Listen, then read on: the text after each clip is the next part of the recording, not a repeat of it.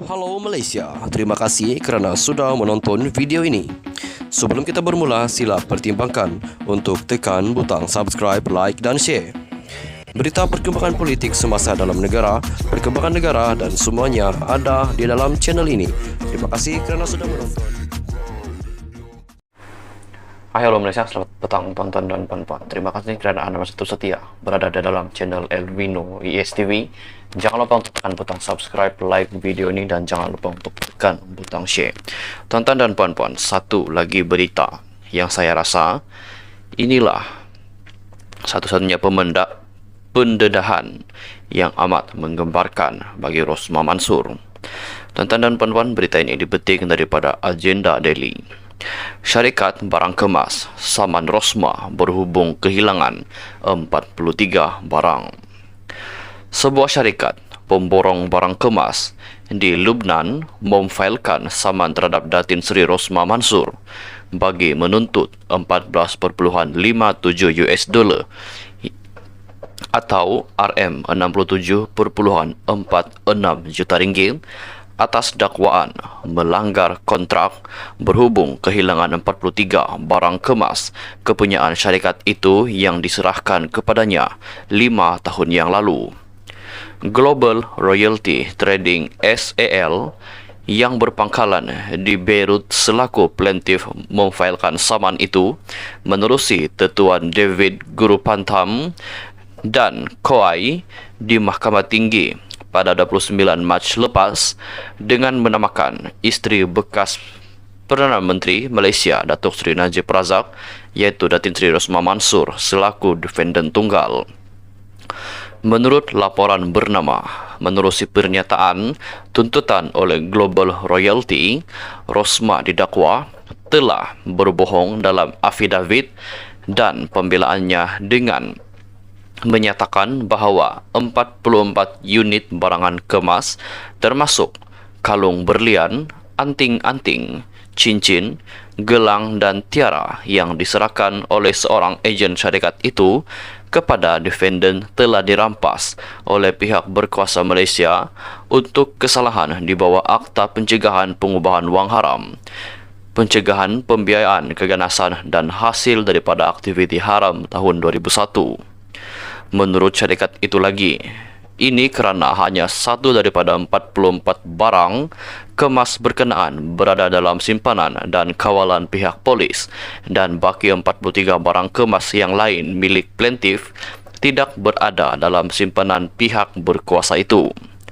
Oleh itu, defendant telah gagal dan cuai untuk memulangkan kepada plaintiff baki 43 barang kemas berjumlah 14.57 juta US dollar kepunyaan plaintiff yang telah diserahkan kepada defendant pada 10 Februari 2018. Dakwa Global Royalty menerusi pernyataan tuntutannya.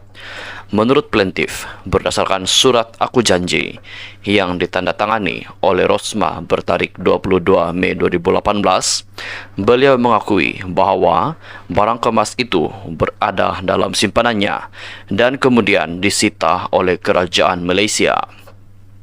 Bagaimanapun, dalam usaha syarikat untuk mendapatkan semula 44 barang kemas daripada kerajaan, hanya satu daripada 44 barang kemas dapat dikenal pasti dan diambil semula oleh wakil yang dilantik oleh plaintiff daripada kerajaan, kata plaintiff dan memaklumkan bahawa barang kemas itu ialah diamond emerald bracelet. Global Royalty berkata adalah menjadi kewajipan defendant untuk menyimpan dan menjaga kesemua barang kemas itu dengan baik serta bertanggungjawab terhadap keselamatan barang kemas berkenaan. Bagaimanapun, plaintiff mendakwa defendant telah memperdayakan plaintiff dengan mengalihkan beban kepada kerajaan Malaysia, sedangkan barang kemas itu sebenarnya telah hilang. Oleh itu, defendant perlu bertanggungjawab untuk menanggung kerugian atas kehilangan 43 barangan kemas itu dan plaintiff mempunyai hak menuntut ganti rugi menurut syarikat terbabit.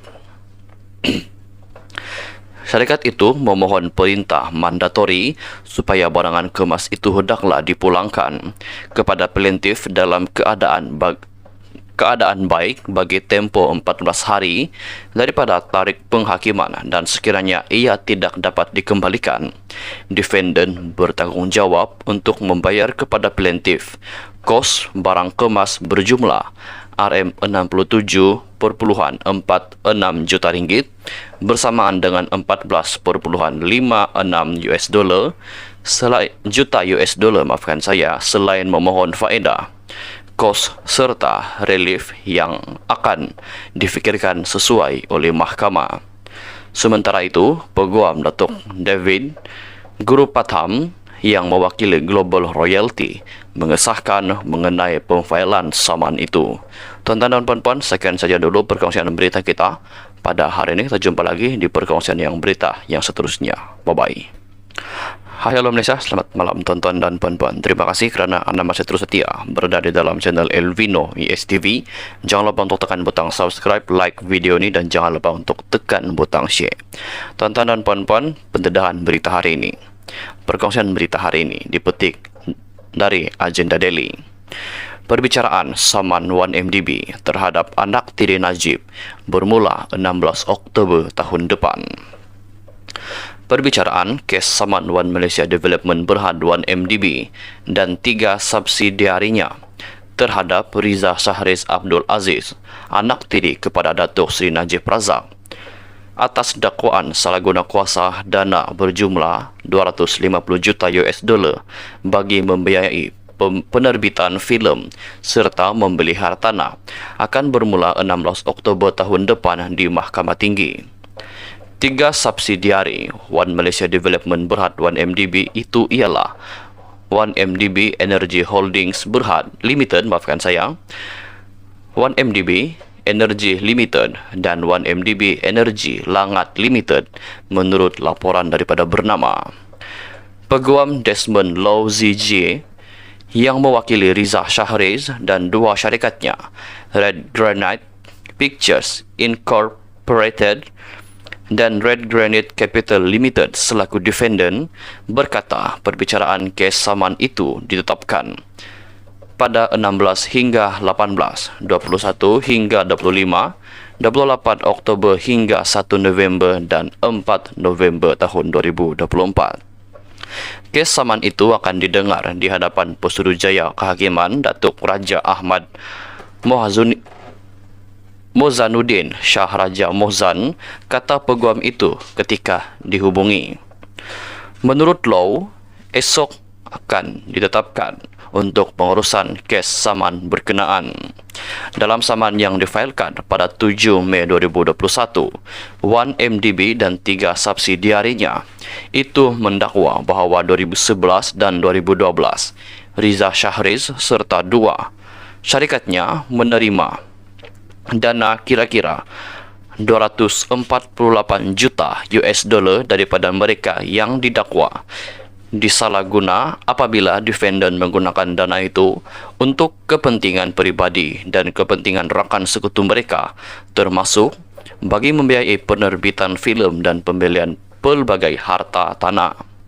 Oleh itu, plaintiff memohon pengisytiharan bahawa Riza Shahriz bertanggungjawab atas salah guna kuasa, salah guna dana itu dan penggunaan dana yang tidak adil, serta memohon pembayaran balik dana yang disalahgunakan. Riza Shahriz dan 2 syarikatnya dalam penyataan pembelaan difailkan pada 25 Oktober 2021 mendakwa memperoleh pinjaman berkenaan daripada keluarga Diraja Arab Saudi atau International Petroleum Investment Company untuk menerbitkan beberapa filem di Amerika Syarikat US bukan daripada dana 1MDB.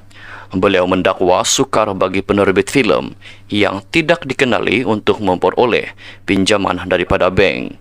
Oleh sebab itu, beliau memutuskan untuk mendapatkan pinjaman daripada individu atau syarikat. Sekian saja dulu perkongsian berita kita pada hari ini. Kita jumpa lagi di perkongsian berita yang seterusnya. Jangan lupa untuk tekan butang subscribe, like video ini, dan jangan lupa untuk tekan butang share. Kita jumpa lagi di perkongsian yang berita seterusnya. Bye-bye.